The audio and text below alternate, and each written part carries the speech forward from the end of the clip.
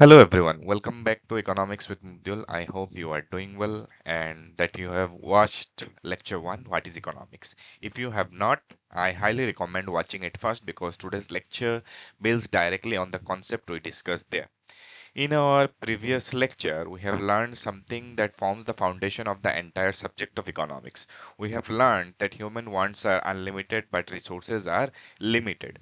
Think about your own life. How many things do you want? Maybe a new phone, a laptop, a bike, a vacation, a better house, higher education, a stable job. The list never ends. Now, you ask yourself another question. Do you have the money, unlimited time, unlimited energy, unlimited land? Of course not. That is why economics exists. Now, economics is not just about money. It is about making choices. So today's lecture is called Scarcity and Choice. Now, today we are not just memorizing the definition, we are going to understand why choices matter, how economists think, and why every decision has a hidden cost. By the end of this lecture, you will start seeing economics everywhere. Whenever you decide to study instead of sleeping, whenever your parents prepare a monthly budget, whenever a company launches one product instead of another, whenever the government allocates funds, economics is happening. Today's lecture is one of the most important lectures in introductory economics because almost every chapter you study later is connected to the ideas we will discuss today. So grab your notebook and let's begin. Before starting any journey, it is important to know where we are going. So let's look at today's learning objective. By the end of this lecture, you will be able to do four things. First objective, explain opportunity cost with real life examples. Many students memorize the definition, but when they are asked to explain it using an example from everyday life, they struggle. By the end of today's lecture, I want you to explain the opportunity cost using examples from your own life, maybe from college, maybe from your family, maybe from your favorite sport. That is when you have truly understood the concept. Second objective is to understand the production possibility frontier or PPF. Now, don't be scared by the name, it sounds complicated, but trust me, once you understand the logic, you will realize it is one of the most simplest model and interesting diagram in economics. PPF helps us to answer the questions like why can't a country produce unlimited goods? Why do government make difficult choices? Why does producing more of one thing usually means less of another? We will answer all of this. And the third objective is to interpret points on inside and outside the PPF. Many students can draw the diagram, but they don't know what each point actually represents. Today we will understand the economic meaning behind every point. After this lecture, you will, whenever you see a PPF diagram in an exam, you will immediately know what it is telling you. The fourth objective is to explain how PPF shifts over time. Economies are not statics. Countries grow, technologies improve, resources increase. Sometimes disasters happen, wars happen, pandemics happen, and all these events can change an economy's production capacity. So we will see how changes are represented using the PPF. By the end of today's lecture, you will understand not just the diagram, but the story behind it. And the goal of economics, not memorizing, and it is understanding. Now, before we move ahead, let's quickly revise what we learned in the previous lecture. Economics begins with one simple observation. Resources are limited. Think about the resources available to you. Money, time, land, labor, machines, natural resources. Everything is limited. Now compare that with human wants. Can anyone honestly say, I don't want anything more? Probably not. As one want is satisfied, another immediately appears. When you buy a phone, soon you want a better one. After getting a job, you want a higher salary. Say after buying a bike, maybe you dream of owning a car. Human wants keep increasing. This mismatch, that is limited resources and unlimited wants, is scarcity. Now, here is the important part. Scarcity forces us to choose. Imagine your parents give you an allowance of rupees 2000 monthly. You want to buy, say, books, clothes, eat at restaurant, watch movies, save some money. Can you do all of them? Probably not. You will have to decide. Maybe this month you buy books, next month you buy clothes. That decision is choice. And what comes today is the most important question. What happens to the things you didn't choose? Did they disappear? No. You simply give them up. That sacrifice has a name. It is called opportunity cost. Economics teaches us that every decision has a hidden cost. Sometimes we notice it, sometimes we don't. For example, if you spend 3 hours scrolling Instagram, what did you sacrifice? Maybe studying, maybe exercising, maybe spending time with your family. Those are your opportunity costs. Economics encourages us to think beyond what we gain. It asks, what did you give up to get it? That simple question makes economics such a powerful way of thinking. And from this point onwards, we dive deeper into one of the most fundamental concepts in economics, that is opportunity cost. Now that we understand why scarcity forces us to make choices, let's learn one of the most powerful concepts in economics. This concept is called opportunity cost. If you ask economists what they think about before making a decision, the answer is simple. They think about opportunity cost. Let's first read the definition shown in the slide. In opportunity cost is what you give up to get something else. Now, at the first glance, the definition may sound difficult, but don't worry, by the end of this particular section, you will not only understand it, you will also be able to explain it using examples from your own life. Let us start with a very simple question. Let us imagine that today is Sunday. You have exactly 2 hours free. What can you do? Maybe study economics, watch Netflix, play cricket with your friends, sleep, read a novel, spend time with your family. These are all good options, but you cannot do all of them at the same time.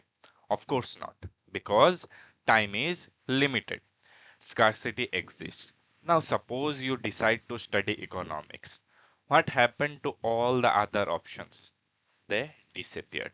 Not because they were not important, but because you chose something else.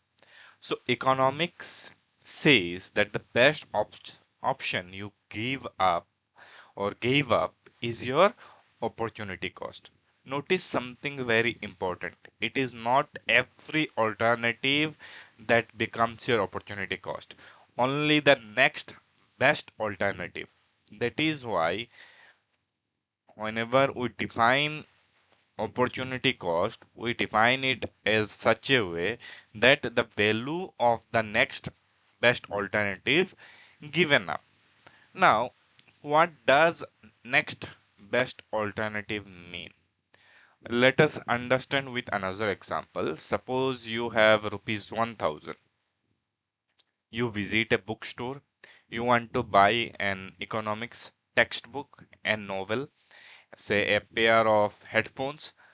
Unfortunately, you can afford only one item. And after thinking very carefully, you decide to buy the economics textbook. Now, ask yourself, what did you sacrifice? If the novel was your second most preferred choice, then the novel becomes your opportunity cost. If the headphones were the most valuable to you than the novel, then the headphones becomes your opportunity cost. So opportunity cost depends on your preferences. That's why two people making the same decision can have different opportunity cost. Now let us move into the example that is on the slide. It says spending 2 hours studying economics means giving up 2 hours of watching TV. This is something that every student experiences. Imagine your examination is tomorrow. Your favorite cricket match is also being telecast tonight. What will you do? If you decide to study, you sacrifice the enjoyment of watching the match. That enjoyment becomes your opportunity cost. Now, suppose another student does not like cricket, instead, she gives up sleeping to the study. Her opportunity cost is different. Again, opportunity cost depends on the best alternative sacrificed. Now, let us move on to the second example that is given. Imagine one farmer owns a piece of land. On this particular land, he can grow either wheat or rice. Can he grow both crops on the same land exactly at the same time using the full land? Generally, no. If he chooses to grow wheat, he gives up the rice that could have been produced. Therefore, the rice here becomes the opportunity cost. This is one of the simplest example used in economics because land is a limited resource. Whenever one crop is chosen, another crop is sacrificed. Now let us think bigger. Opportunity cost is not limited to students or farmers. Businesses also face opportunity cost. Imagine a company can have enough money to buy only one machine. Say machine A increases production, but machine B reduces production costs. The company buys machine A. So what did it sacrifice? The benefits that machine B could have provided. Those lost benefits are the opportunity cost. Now, government also faces opportunity cost. Suppose the government has a limited budget. Should it spend more on education, healthcare, defense, roads? Can it spend equally on everything? No. Resources are limited. If the government increases spending on defense, it may have to reduce spending on education. This is known as the guns versus butter problem in economics. Choosing one priority often means sacrificing other. That sacrifice is the opportunity cost. So opportunity cost is not always money. Many students believe cost always means money, but economists think differently. Cost can be time, income, comfort, leisure, education, even relationships. Now, you don't take a job for 1 year and you decided to prepare full time for a say, competitive exam. What is your opportunity cost? It is the salary you could have earned during that particular year. Even though you didn't spend any in money, you sacrificed potential income. That is why opportunity cost is often called a hidden cost. Now, why does opportunity cost matter? Now let us come to the very last point on the slide. It says every decision has a hidden cost, even if no money is spent. This is perhaps the most important lesson of today's lecture. Economics teaches us that every choice has consequences. Think about your daily life. If you spend 6 hours on social media, what did you sacrifice? Maybe your studies, maybe exercise, maybe time with your family, maybe sleep. You may not notice these costs immediately, but they are real. Similarly, if a business invests in one project, it sacrifices another. If a government builds highways, it may postpone building hospitals. Every decision involves giving up something. A famous economic saying is that there is no such thing as a free lunch. What does this mean? Does it mean free food never exists? Not exactly. It means everything has a cost. Even if someone buys you lunch, They spent money, they spent time, they gave up something else. Someone always bear the cost, and this is the essence of opportunity cost. Now that we understand opportunity cost, let us move to the another fundamental concept in economics, the production possibility frontier or the PPF. Do not let the name intimidate you. Although it sounds technical, it is actually one of the easiest and most interesting concept in economics. The PPF is simply a diagram that helps us understand scarcity, choices, and opportunity cost all at once. Let's begin with the definition. A production possibility frontier is a curve showing the maximum possible combination of two goods that economy can produce using its available resources and existing technology. Let us simplify this. Imagine there is a small country. To keep the thing simple, the country produces only two goods, good X and good Y. Of course, real countries produce thousands of goods, but economists simplify reality to understand the concepts more easily. Now, think about the resources this country has. It has land, labor, capital, entrepreneurship, technology. Are these resources unlimited? No, they are limited. Since these resources are limited, the country cannot produce unlimited good X and unlimited good Y at the same time.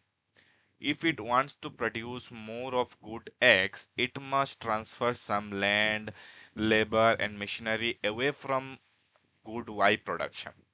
As a result, good Y's production decreases. Similarly, if the country wants to produce more of good Y, it must reduce the production of good X. Now, this is called trade-off, and PPF helps us see this trade off visually. Now let say imagine your college or school has only one computer lab. Now this lab can be used for economics students or computer science students. If the school or colleges allocates more hours to computer science, economics students receive fewer hours. If economics students receive more hours, computer science students receive fewer. So the computer lab here is the limited resource.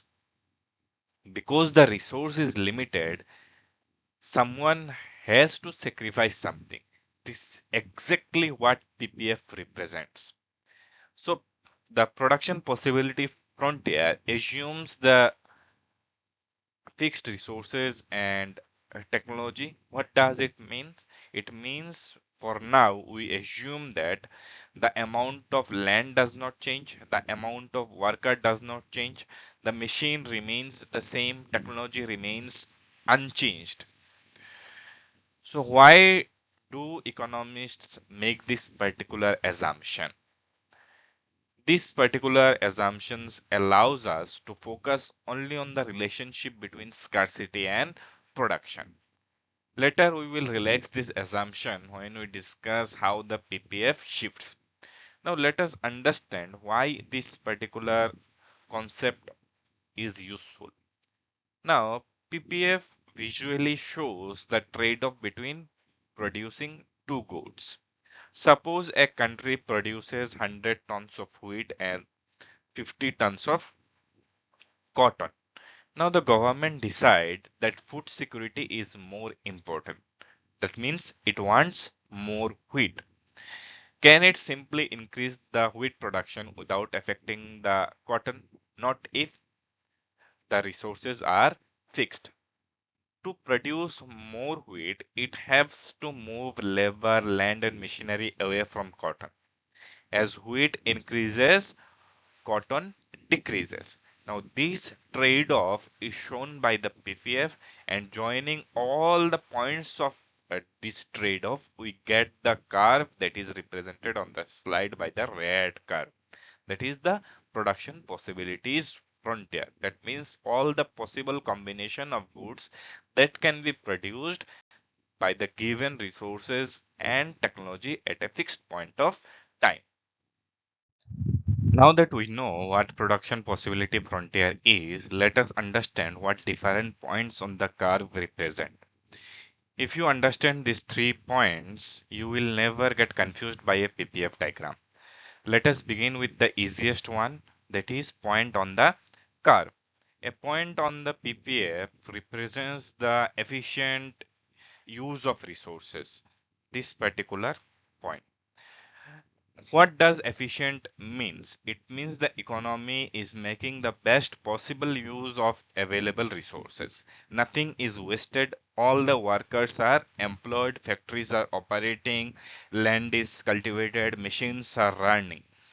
Now, suppose the economy has enough resources to produce either say 100 tons of wheat and 50 tons of cotton, or 80 tons of wheat and 70 tons of cotton.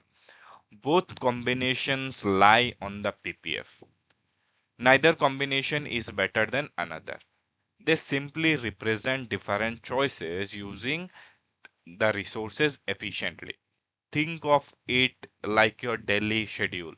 If you plan your day well, every hour is used productively. That is efficiency. Now let us come to the point inside the curve. Now look at this particular point, that is point B. This represent underutilization of resources. In simple words, the economy is not using all available resources. There may be many reasons why this may happen. Workers may be unemployed, factories may be closed, machines may remain idle, land may not be cultivated. Suppose a factory has 100 workers, but only 60 are working. Can production increase? Of course. Without adding new resources, the factory can simply employ the remaining workers. That is why a point inside the curve represents inefficiency. A real world example is during an economic recession. Many businesses reduce production, workers lose jobs, factories operate below capacity. The economy moves inside the PPF. Here it is represented by the blue point, point B. Now let us move on to the point C on the curve, that is point outside the curve. Now this point represents a production level that an economy cannot achieve at present. Notice the word at present. Because resources and technology are limited, it cannot produce at this particular point at present. Now imagine a country wants to produce say more wheat, more cotton at the same time. Can it? Not with the current resources. It first needs better technology, more skilled workers, additional land, more capital. Only then the economy can move toward that particular point. Suppose you want to score 95% in every subject while studying only 1 hour a day. Is that realistic? Probably not. You need more study time, better preparation, and effective learning techniques. Similarly, an economy needs better resources and technology to reach the point that is outside the production possibility frontier. Now let us revise. Whenever you see a PPF, ask yourself these 3 questions. Is the point on the curve? If it is on the curve, it is efficient use of resources. Is it inside the curve? If it is inside the curve, that is resources are underutilized. And if it is outside the curve, that means it is currently unattainable. That is the easiest way to remember it. Now that we have understood what production possibility frontier is and what the different points on the curve represent, let us answer another important question. Can the PPF itself change, or is it fixed forever? The answer is no. The PPF is not fixed forever. Just like economies grow and sometimes decline, the PPF also changes over time. This is why economists call the shifts in the PPF. There are two types of shifts. First one is the outward shift, and second one is the inward shift. Now let us understand the outward shift first. Imagine our economy again produces only wheat and cotton. Today, it can produce maximum of 100 tons of wheat or 80 tons of cotton. Now, imagine something wonderful happens and scientists develop better farming technology. Farmers started using modern tractors, better irrigation systems are introduced, improved seeds are invented, workers receive proper training. What will happen? Will the country produce the same amount as before? No. Now the same resources have become more productive. The country can produce more wheat. It can also produce more cotton. The entire production capacity of the economy has in, increased. So graphically, the entire PPF moves outside. So this movement from the red curve to blue curve shows an outward shift. Now, there are important reasons why uh, outward shifts happen. First, it happens due to more resources. Suppose a country discovers a large reserve of iron ore or oil or natural gas. What happens? Industries now have more raw materials. Production increases similarly. If land becomes available for farming, agricultural production increases. More resources mean more production. Hence, the PPF shifts outward. Now, second is better technology. Technology is one of the biggest reasons why economies grow. Think about agriculture. 100 years ago, farmers used bulls and wooden plows. Today, many use tractors, combine harvesters, drip irrigation, and improved seeds. Can today's farmer produce more than before? Absolutely. Because technology makes resources more productive, the same land, the same workers can now produce much more. That is why the technology shifts the PPF outward. Third is more labor. Suppose the working population increases, maybe because the population grows. More people receive education, more women join the workforce, or immigration increases. Now, there are more workers available in the economy. Can the economy produce more goods? Yes, more labor increases productive capacity. Hence, the PPF shifts outwards. Now, let us take a real life example. Let's take India's example. After independence, India faced food shortages. Then came the Green Revolution. Scientists developed high yielding varieties of seeds. Farmers started using fertilizer. Modern irrigation system was uh, introduced. Machineries came up. So as a result, agricultural production increased dramatically. So economically speaking, India's agricultural PPF shifted outwards. So the economy became more capable of producing much more food than before, and that is economic growth. So another example we can say is industrial revolution. Before machines, productions were slow. Everything was handmade. Factories then introduced steam engines, machines, and improved the production methods. Suddenly, countries could produce far more goods. Again, the PPF shifted outward. So, what does an outward shift represent? It simply represents economic growth because the economy can produce more of the both the goods, not just one good, both. And this is the sign of a growing economy. Whenever you hear news like GDP is increasing, industries are expanding, technology is improving, think of that as an outward shift of the PPF.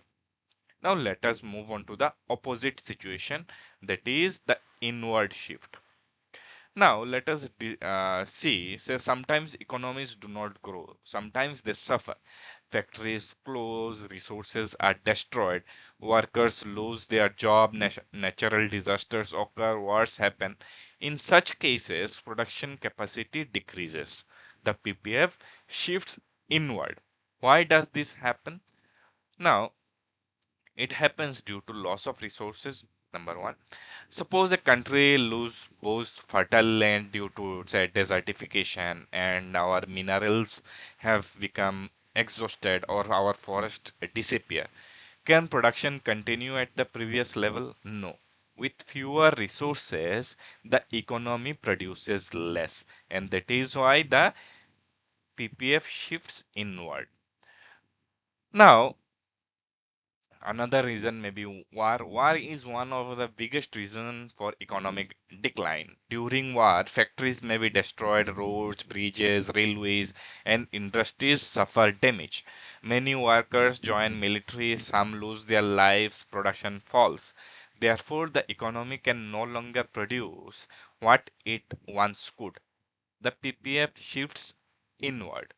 Now look at Europe after World War II. Many countries had to rebuild their economies from scratch. Their productive capacity had fallen sharply. Similarly, natural disasters also can cause inward shift. Imagine a powerful earthquake or a devastating flood or cyclone. Factories collapse, roads are damaged, electricity supply stops, farmlands get destroyed, production immediately decrease. This is another example of inward shift. Now, recent example is of COVID-19 pandemic. Let us think about what we have all experienced. During these lockdowns, many factories closed, transportation stopped, millions of workers stayed home. Tourism almost disappeared. Hotels, restaurants, airlines, many businesses suffered huge losses. So production in the particular economic situation decline. Although temporary, many countries experienced a movement towards lower production levels. So economists often explain this using the idea of reduced productive capacity. Now let us compare both these. It shifts. If the PPF shifts outward, that is from red to blue, that is economic growth. And if it shifts outward to this particular green curve, then it is economic decline. Decline. So people, when there is economic growth, people are generally enjoying more jobs, higher income, better technology, greater production. Now, if the PPF shifts inward, which represents economic decline, people may experience unemployment, lower income, lower production, slower economic activity. So PPF is not fixed forever. It changes as economy changes. It changes as economy changes. So economies are dynamic. Nothing remains constant forever. Technology changes, population changes, education improves, new discoveries happen. Sometimes disaster strikes because these factories keep changing. The PPF also changes. Before we end today's lecture, let us quickly revise the most important concept. First, remember that opportunity cost is the value of next best alternative that we have sacrificed when making a choice. Every decision has a hidden cost, whether you are a student, business, or a government. Second, the production possibility frontier helps us understand the trade-off between two goods when resources are limited. It visually represents the problem of scarcity. Third, every point on the PPF has a meaning. A point on the curve shows efficient use of resources. A point inside the curve indicates underutilized resources such as unemployment or idle factories. A point outside the curve is currently unattainable with existing resources and technology. Finally, remember that PPF is not fixed. It shifts outwards when an economy grows due to better technology or more resources, and shifts inward when disasters, wars, or resource losses reduce production. If you understood these four ideas, you have understood the core of today's lecture. In the next lecture, we will discuss one of the most fundamental topics in economics, the central problems of economy. We will answer the three important questions. Why should an economy produce? How should those goods and services be produced? For whom should they be produced? We will also compare the three major economic systems, that is the capitalist economy, socialist economy, and the mixed economy. That brings us to the end of today's lecture. I hope this session helped you understand the opportunity cost and the production possibility frontier in simple and practical way. If you found this lecture helpful, please like the video, subscribe to Economics with Mubdiul, and share it with your classmates and friends. Your support motivates me to continue creating free and high quality economic lectures. If you have any questions or doubt, leave them in the comments below and I will do my best to answer them. Thank you so much for watching. I am Mubdiul Hassan and I will see you in the next lecture. Until then, keep learning, stay curious, and remember, economics is all around us.